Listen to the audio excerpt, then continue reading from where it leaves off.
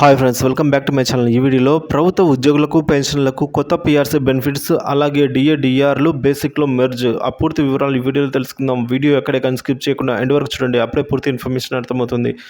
అలాగే వీడియో నచ్చినట్లయితే లైక్ చేయండి. ఇంకా సబ్స్క్రైబ్ చేసుకున్నట్లయితే మన ఛానల్ని సబ్స్క్రైబ్ చేసుకోవడం ద్వారా నేను చేసే ప్రతి ఒక్క వీడియో మీకు రీచ్ అవుతుంది. విషయానికి వచ్చినట్లయితే ఏపీ ప్రభుత్వ ఉద్యోగులకు, పెన్షనర్లకు 12వ పీఆర్సీ కమిటీని ఏర్పాటు చేస్తూ నిర్ణయం తీసుకోవడం జరిగింది. 12వ పీఆర్సీని అమలు చేయడం వల్ల ఉద్యోగులకు ఎలాంటి ప్రయోజనాలు కలుగుతాయో ఇప్పుడు మనం తెలుసుకుందాము.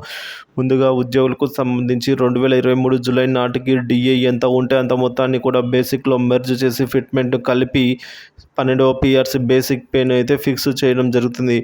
ఈ విధంగా బేసిక్ను ఫిక్స్ చేసిన తర్వాత కొత్త బేసిక్ పే ఆధారంగా చేసుకొని హెచ్ఆర్ఏ హౌస్ రెంటల్ అలవెన్స్ను పెంచడం జరుగుతుంది.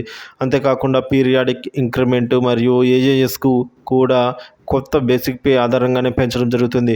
ఇక పెన్షనర్ల విషయానికి వస్తే 2023 జూలై నాటికి ఉండే డిఆర్ను ప్రస్తుత బేసిక్లో మెర్జ్ చేసి ఫిట్మెంట్ కలిపి కొత్త పెన్షన్ బేసిక్ అయితే నిర్ణయించడం జరుగుతుంది.